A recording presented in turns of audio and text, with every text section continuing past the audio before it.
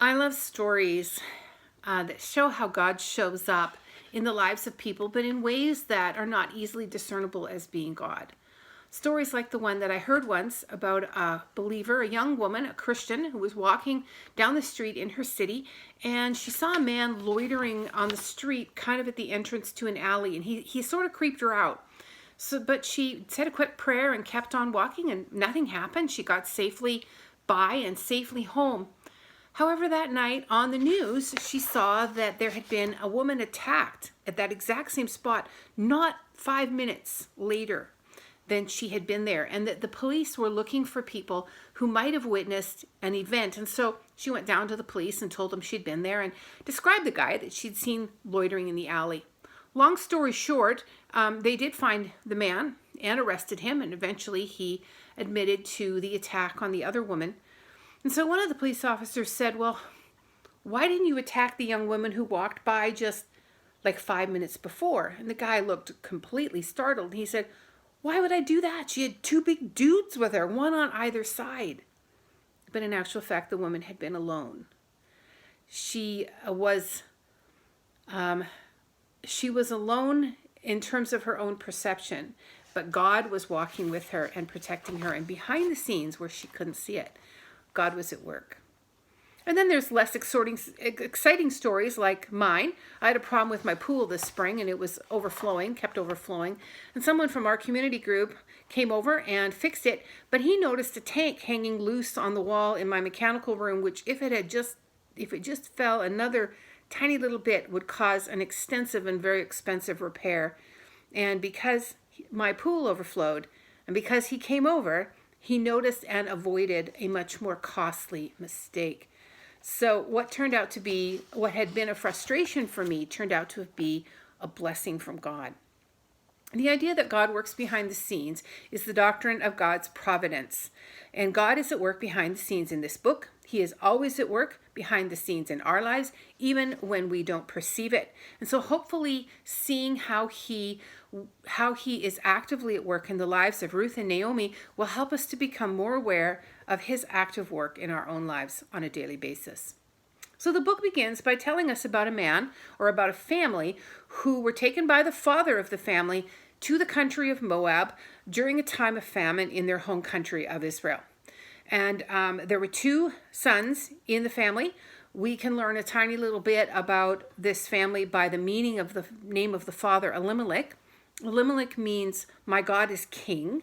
So it's probable that somewhere in his family history, there was some sort of trust or faith in God. But, just because parents have faith and name their children with a biblical name doesn't mean that the child has faith.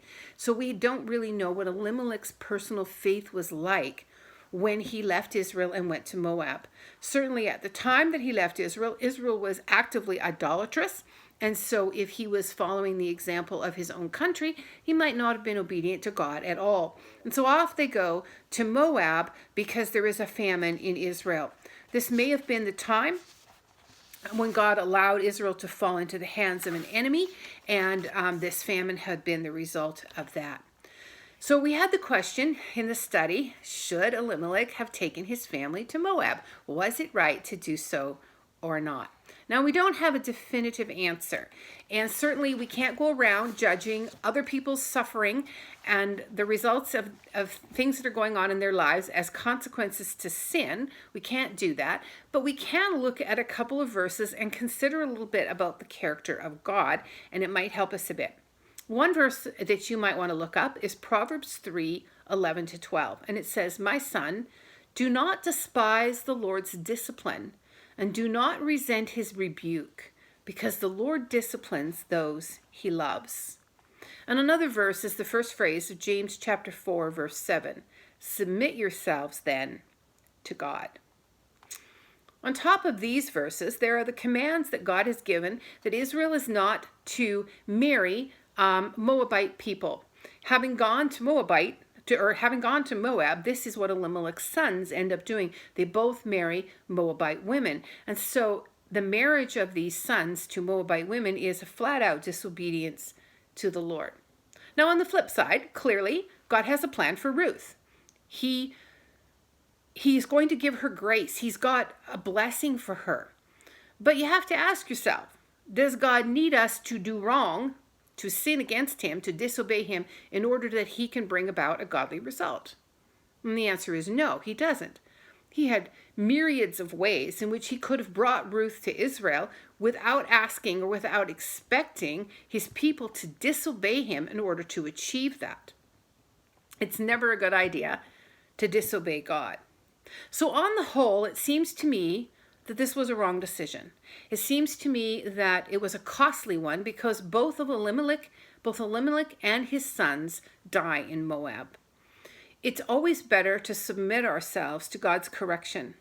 They probably would have been better off staying in Israel and begging God to forgive them, helping the people of their community to see their sin against God and leading them to repentance and trusting God to provide for them while they were there.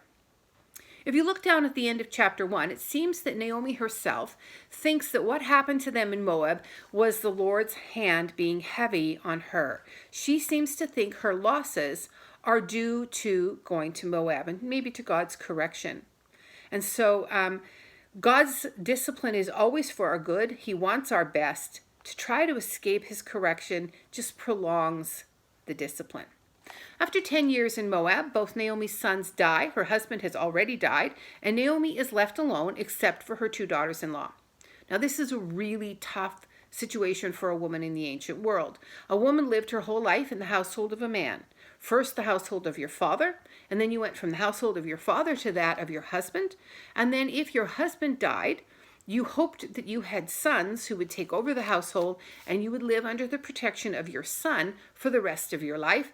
And if you didn't have any children, then you would have to go back to the home of your father and hope that either your father or your brother would care for you in your old age. So women rarely held property. They could not work land that they had. And so if they were not provided for by a man in their family, they were in very real trouble. And they may end up having to beg or to sell themselves and their bodies or to go into slavery in order to eat. Now, Naomi has heard that God has come to the aid of his people and provided food for them back home in Israel. As we mentioned in the intro video, if this is because Israel has returned to the Lord and God has delivered them from the Midianites as a result, that would make sense, because now with the Midianites no longer coming and taking the food, there would have been food again to eat in Israel. But Naomi has heard that it's God's doing, that there's food back home in Bethlehem. So she decides to go home, and her 2 daughters-in-law, Ruth and Orpah, want to go with her. And this says a great deal about her relationship with these 2 girls. Clearly they are close, and they love Naomi, and Naomi loves them. Now you are asked to consider why Naomi would have wanted them to go home to their homes of their fathers. Wouldn't she want them to go and live where they could learn about the Lord rather than stay in pagan Moab? Seems like a no-brainer. Well, I think Naomi wanted the girls to have homes and families of their own. And the best hope for that, considering her completely destitute situation, the best hope for them was to go home to their father and hope that he would find another husband for them. She says that she will not be able to have any more children that they can marry. She's referring here to a practice called levirate marriage, which we will discuss further on in the book. But the best hope of children and family for these girls is to stay in Moab, especially since from verse 13, she feels the Lord's hand is heavy against her, and she's going home without any male relatives to support her, and she's going home destitute and to poverty. In addition, Naomi is probably aware that there is a pagan cultural influence on the lives of both of these girls from growing up in Moab. And since Israel has returned to the Lord, to bring back women who might be practicing the worship of Baal would not have been a good thing. And so she might feel that it was better for them to remain. However, Ruth refuses to do so. She says she's going with Naomi, and she makes a speech that we usually hear quoted at weddings of a bride to her bridegroom, but in this one, it's a daughter-in-law to her mother-in-law, and it's verses 16 and 17. But Ruth replied, "Don't urge me to leave you or turn back from you. Where you go, I will go. Where you stay, I will stay. Your people will be my people, and your God my God. Where you die, I will die, and there I will be buried. May the Lord deal with me, be it ever so severely, if anything but death separates you and me. Now, I think we can safely take from this passage that these girls have lived, during the time they've lived with Naomi, Naomi has told them about the God of Israel. And Ruth is choosing not only to go with Naomi, but to take Naomi's God as her own God. She's going to leave behind the paganism of her people, and she is going to return to faith in Yahweh, the God of Israel. There are signs of genuine belief in her. She's going to follow God. This is a spiritual turning point for Ruth. Now, the story shows us the value of relationships between believers and non-believers in bringing the non-believer to faith. So much of what draws others to Jesus is seen in the context of relationship. This should challenge us to intentionally develop relationships and friendships with people who don't know God. We tend to live in a Christian bubble. We tend to have mostly Christian friends, to socialize with Christian people, to put our kids in Christian school and on Christian sports teams. And where then in our lives, especially if most of your family are believers, where in your life is there room? Where is there room in the lives of your children to develop relationships with non-Christians for the sake of drawing them to Jesus? One thing I want us to look at as we go through this book is the way God blesses and some things we can learn about how we can expect his blessing. And here is the first thing. Entrance into the blessing of God begins with faith. Faith is step one. Now, it might be that the loss of her husband and their very dire situation that these women were in, it may have been a necessary part of bringing Ruth to faith, but she has come to believe. And it is faith in God that begins our relationship with him and brings us into his blessing. And it's faith in God that's going to bring Ruth into God's blessing. Now, Ruth, of course, doesn't know Jesus. She knows of God only because Jesus has not yet been revealed in the Old Testament. But we live in a time when he has been revealed. He has lived, he has died, he's risen again from the dead. And so for us, faith means faith specifically in Jesus Christ, not just generalized faith in any God or any religion, but faith in Jesus Christ for salvation is the beginning step of God's blessing. And so the two of them set off for Bethlehem. Now, by our standards, this is not a long journey. Like I said, about the distance of Vancouver to Chilliwack, 75 miles or thereabouts. But they had to walk, and they probably had to carry whatever few possessions they were taking with them, and their clothing, and a bit of food and water on their back. And so this was not an easy trip. They would have descended from the Moabite highlands down into the Jordan River Valley, a descent of about 4,500 feet in elevation. And then they had to walk north up the Jordan River Valley until they began to ascend up into the Judean hills to Bethlehem, which was a climb of about 3,750 feet. So this is a fairly strenuous walk. And most of it is through wilderness, dry, barren, rocky, and a dangerous road, an area considered dangerous because it was very uninhabited, and there were a lot of bandits in the area. And there were two women alone. Maybe they were like the woman on the street corner. They were two women alone in reality, but when bandits saw them, they saw a burly guy walking on either side. We don't know, but they made it safely to Bethlehem. The word return, which is used in verse 22, where it says Naomi returned, the word returned in Hebrew has both a physical return and a spiritual return in view. And I think maybe both apply to Naomi. She's coming home physically, but I think she's also returning to the Lord in repentance for having gone to Moab, for having turned away from him into idolatry in the first place. The women of the town are pretty surprised to see Naomi, and it seems that the troubles and suffering of the recent years may have shown a bit on her face because they almost don't recognize her. And she says, "Don't call me Naomi, call me Mara." Now, Naomi means pleasant, and Mara means bitter. So Naomi's in a pretty strong depression or mental distress. She says the Almighty has made her life very bitter. She went away full. She had a family, husband, children, and she's come back with all of that gone and none of that remaining for her. Names are important in the ancient world. They not only identified a person, but they were thought to speak something of their character and to speak of God's plans and purposes for their life. So she really feels that her life is doomed to bitterness and to loss. But it's interesting that although she asks people to call her Mara, bitter, she's not called that in the rest of the book, not ever. God does not change her name or let her change her name. He has pleasant plans for her, and he is not done working things out for her. And so she's not going to remain bitter. And here we are today, thousands of years later, and we're calling her Naomi, which means pleasant. And then it says in verse 22, so Naomi returned from Moab, accompanied by Ruth the Moabitess, her daughter-in-law, arriving in Bethlehem as the barley harvest was beginning. Now this is one of those places where Ruth is called the Moabitess. And it might sound to us as if a constant kind of put down of Ruth, but it's not. It's emphasizing God's grace to her, that he brought her here, that she has a place in God's blessing. And it says they returned at the beginning of the barley harvest. This is one of the ways in which we see God working behind the scenes in their life, because the timing of this is perfect for them. The barley harvest is the first harvest of a long line of crops that are harvested in the fall. And so it gives them an opportunity in harvest after harvest, crop after crop, to go out and glean in the fields and to store up as much as possible for themselves for the winter months that lie ahead. It would give them the maximum amount of time to do that. And so God has brought them back at the perfect moment. So what are some questions that we can ask ourselves from the lessons of chapter 1?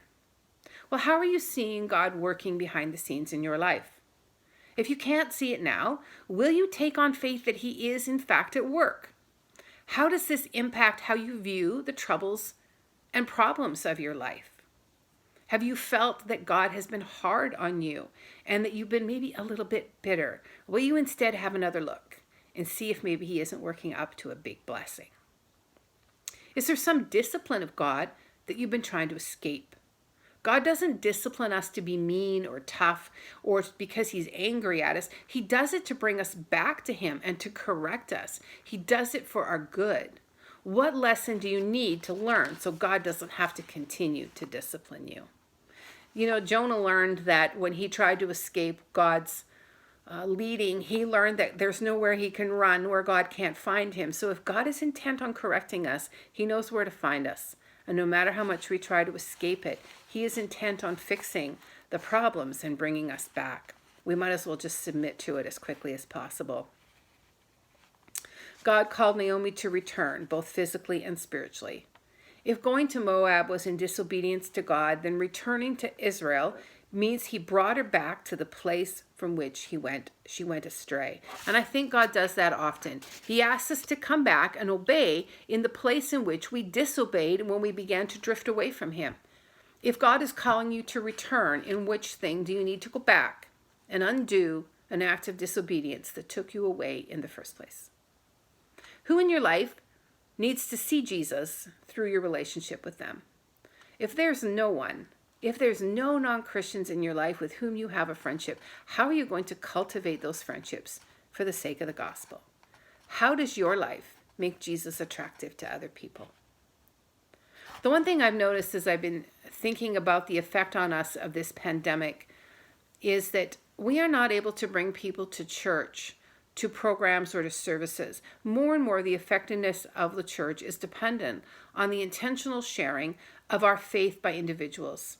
That happens in the context of relationships. So we have to have those relationships and then be willing and equipped to share our faith in those relationships. If you don't work with unbelievers, if you don't have them in your family, then you're going to have to deliberately seek those friendships. How are you doing that? Even if it's just deliberately walking your dog with a neighbor or deliberately talking to somebody over the back fence in your cul-de-sac. How are you making those friendships? And are you using them to share your faith in God? God has brought Ruth only 75 miles, and that is nothing in our cultural context, but it is a long, long way for her. It's a whole new world. God is moving her, and he's going to do great things in her life. Can't wait to see what he has for her next. How do you think God is moving you?